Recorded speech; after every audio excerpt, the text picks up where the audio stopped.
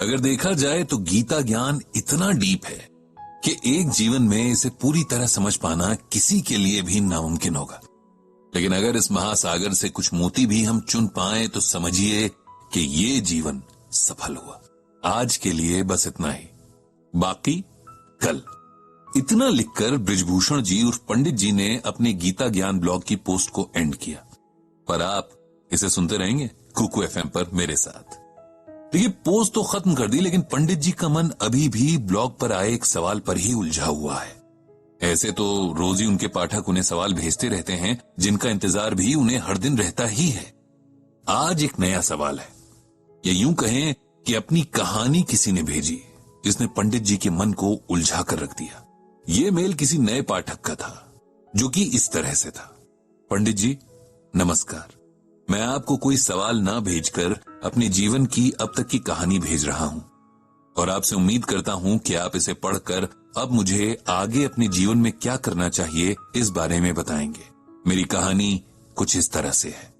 मेरा नाम उदय है। मैं उत्तर प्रदेश के एक छोटे से गांव से हूं। मेरे पिता एक किसान थे इसलिए लिख रहा हूं क्योंकि अब वे इस दुनिया में नहीं है। मेरे पिता कोई बड़े इंसान तो नहीं थे, लेकिन एक बात जो मैं अपने बचपन की यादों के आधार पर कह सकता हूं वो ये कि वे जब तक रहे उन्होंने मां समेत हम तीनों भाई बहनों को कोई कमी नहीं होने दी। हालांकि उनका साया हमारे सर से बहुत जल्दी उठ गया था। उस वक्त मेरी उम्र शायद 10 साल की रही होगी और मुझसे बड़ी बहन और भाई 12 और 15 साल के रहे होंगे। सबसे छोटा होने की वजह से मैं अपने पिता का लाडला था, ऐसा मेरी मां कहती है। और कहीं न कहीं मैं भी इस बात को महसूस करता था।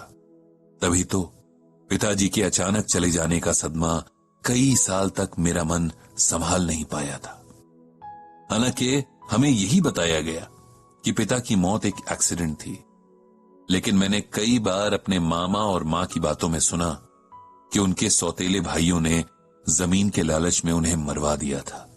हमारे पूछने पर मां ने हमेशा इस बात को टाल दिया, बल्कि हमें कसम दी कि कभी किसी से इस बारे में जिक्र नहीं करेंगे। पिताजी की मौत के बाद मां एकदम बदल गई थी। हमेशा डरी सहमी सी रहती और लगभग हर दिन जब हम पढ़ने बैठते तो मां कहती कि जल्दी से पढ़ लिख कर इस काबिल बन जाओ कि इस गांव से बाहर जा सको। मैं नहीं चाहती कि तुम लोग यहां ज्यादा वक्त तक रहो। समय बीतता गया, हम तीनों को जैसे तैसे मां पढ़ा रही थी। उनकी सख्त हिदायत थी कि पढ़ाई के अलावा हमें और किसी बात पर ध्यान नहीं देना है। अक्सर मेरे सोने के बाद बड़ी बहन और भाई कुछ बातें करते, जिनमें से मुझे बस यही समझ आता कि एक एक करके हमारी जमीनें पिता के सौतेले भाइयों ने हथिया ली हैं और हमारे पास खेतों के नाम पर बस कुछ टुकड़े ही बचे हैं। ये भी कि मां धीरे धीरे अपने गहने बेचकर हमारा पेट भर रही है। इन सब बातों को सुनकर मुझे बहुत दुख होता, लेकिन मैं किसी से बता नहीं सकता था। मां का सख्त ऑर्डर था और वैसे भी मेरा दुख सुनने वाला था ही कौन। समय के साथ बड़ा भाई आगे की पढ़ाई करने के लिए शहर चला गया था। इसके लिए भी मां ने अपने गहने ही बेचे थे। बहन ने आगे पढ़ाई की जगह सिलाई सीखने की इच्छा जताई तो मां ने उसे पड़ोस के गांव के स्टिचिंग सेंटर में एडमिशन दिलवा दिया। मां खुद उसके साथ जाती और उसकी वापसी के वक्त तक केंद्र के बाहर बैठकर इंतजार करती। फिर दोनों साथ ही वापस आते। मैं बहन को चिढ़ाता कि इतनी बड़ी होकर के भी अकेले आ जा नहीं सकती। मैं नहीं जानता था कि मां किस डर से उसके साथ जाती थी। मैं, जिसने हर वक्त मां से बस यही सुना कि किसी तरह इस गांव से निकल जाना है। खेतों के नाम पर जो चंद टुकड़े बचे थे, मां उनमें बहुत मेहनत से फसल लगाती। हालांकि उनसे फसल के नाम पर कुछ भी ना निकलता, लेकिन मां उन खेतों को बंजर नहीं छोड़ना चाहती थी। वो कहती कि उनके स्वर्गवासी सास ससुर और पति की निशानी है ये खेत। इन्हें जब तक हो सकेगा आबाद रखूंगी। मेरे बाद तुम लोग जो चाहे करना। मैंने उन खेतों के प्रति मां का गहरा लगाव महसूस किया था। जितनी देर वो खेतों में काम करती, खुश दिखती, घर लौटते ही उनके चेहरे पर अजीब सा डर और उदासी फैल जाती। इस दौरान भाई की ठीक ठाक नौकरी लग गई थी तो उसकी मदद से घर के हालात संभलने लगे थे। मेरी स्कूल की पढ़ाई पूरी हो गई थी और मामा ने बहन के लिए भी कोई अच्छा रिश्ता देखकर उसकी सगाई करवा दी थी। अब मुझे भी गांव से बाहर जाकर आगे की पढ़ाई करनी थी। बहन की शादी के बाद मां को एकदम अकेले ही गांव में रहना होगा, ये सोचकर मुझे बहुत बुरा लगता था। भाई के लाख समझाने पर भी मां हमारे साथ शहर नहीं आई। उनका कहना था कि वो खुश हैं कि हम लोग गांव से निकल गए, अब वो आराम से रह सकती हैं। गांव के घर में पिताजी की यादें हैं जिन्हें छोड़कर वो कहीं नहीं जाएंगी। अब भी मां अपने खेतों में लगातार काम करती थी। रोज खेतों में जाना उनका रूटीन था। जैसे मंदिर जाकर शांति मिलती है, उन्हें इन खेतों में वही शांति मिलती थी। मुझे गांव से निकले कई साल बीत गए हैं। मैं अच्छी नौकरी पर हूं, मेरे भाई बहनों के अपने परिवार हैं और मां अब भी गांव में है। लेकिन मेरे पिता के सौतेले भाई और उनके बच्चे उसे परेशान करने लगे हैं, उन चंद खेतों के लिए जो हमारे हैं, जिन पर मेरी मां ने इतने साल अपना प्यार लुटाया है, जो उसके जीने की वजह है। ये सब बातें मुझे गांव से शहर मिलने आए एक दोस्त ने बताई हैं। मेरे भाई का कहना है कि मां कभी नहीं चाहेंगी कि हम किसी लड़ाई में पड़े, और वो भी नहीं चाहता, क्योंकि अब उसकी अपने परिवार के प्रति जिम्मेदारियां हैं, वो उन्हें निभाना चाहता है। कुछ जमीन के टुकड़ों के लिए उन जंगली लोगों से नहीं लड़ना चाहता है, जिन्होंने पहले भी खेतों के लिए हमारे पिताजी की जान ले ली थी। पंडित जी, मेरी कहानी यहीं पर रुकी है। मुझे क्या करना चाहिए? अपना हक और अपनी मां के सम्मान के लिए लड़ना चाहिए या ये सब नजरअंदाज कर देना चाहिए?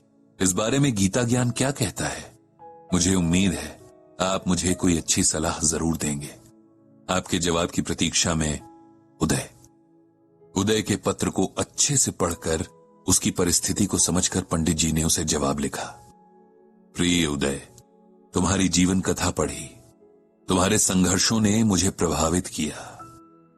अब जो सिचुएशन तुम्हारे सामने सवाल बनकर खड़ी है, वो लगभग वैसी ही है जैसी सिचुएशन में भगवान श्री कृष्ण ने अर्जुन को गीता का ज्ञान दिया था।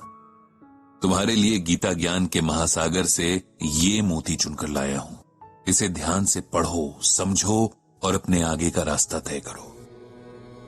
हतो व प्राप्स्यसि स्वर्गम जित्वा व भुक्ष्यसे महिम तस्मात् उत्तिष्ठ कौन्तेय युद्धाय कृत निश्चयः। ये श्लोक गीता के दूसरे अध्याय से लिया गया है। इसका अर्थ है कि हे अर्जुन, यदि तुम युद्ध में वीर गति को प्राप्त होते हो तो तुम्हें स्वर्ग मिलेगा, और यदि विजयी होते हो तो धरती का सुख पाओगे। इसीलिए उठो हे कौन्तेय और निश्चय करके युद्ध करो। अर्जुन भी तुम्हारी तरह संदेह की स्थिति में थे कि क्या करें। एक तरफ उनके और उनके परिवार के सम्मान का प्रश्न था, तो दूसरी तरफ युद्ध भी अपने ही भाइयों, मित्रों और गुरुओं से लड़ना था, जिसकी गवाही उनका मन नहीं दे रहा था। तब भगवान कृष्ण ने उन्हें समझाया कि धर्म युद्ध में एक पक्ष को चुनना ही पड़ेगा, क्योंकि एक समय के बाद अन्याय के प्रति चुप रहना समझदारी नहीं, कायरता कहलाता है। मैं तुम्हें ये श्लोक सुनाकर किसी के प्रति हिंसा के लिए नहीं उकसा रहा हूं, बल्कि श्लोक के जरिए दिए गए संदेश के भाव को समझाने की कोशिश कर रहा हूं। युद्ध हमेशा हथियारों से नहीं लड़े जाते हैं, और अगर जरूरत पड़े भी तो हथियार की जगह अपनी बुद्धि और दूसरी क्षमताओं का इस्तेमाल किया जाता है। डर कर चुपचाप अन्याय सहने से कहीं ज्यादा अच्छा है न्याय के लिए लड़ते हुए हार जाना। तुम्हारे पास तुम्हारी शिक्षा ही वो हथियार है जिससे तुम अपने परिवार के प्रति हुए अन्याय का बदला ले सकते हो। इससे तुम अपना आत्मसम्मान भी बचा लोगे और अपनी मां के प्रति अपनी जिम्मेदारी का पालन भी कर पाओगे। इस लड़ाई में अगर तुम हार भी गए तब भी तुम्हें एक संतुष्टि रहेगी कि तुमने अपना पूरा जोर लगाया था। मैं इसी के साथ अपनी बात को खत्म करता हूं और भगवान श्री कृष्ण से प्रार्थना करता हूं कि तुम्हें सही निर्णय लेने की शक्ति दे। ये लिखकर पंडित जी ने गहरी सांस ली और मन ही मन दोहराया, जय श्री कृष्ण, जय श्रीमद् भागवत गीता। ईश्वर सबको सही राह दिखाए। आप सुन रहे थे गीता ज्ञान कुकू FM पर।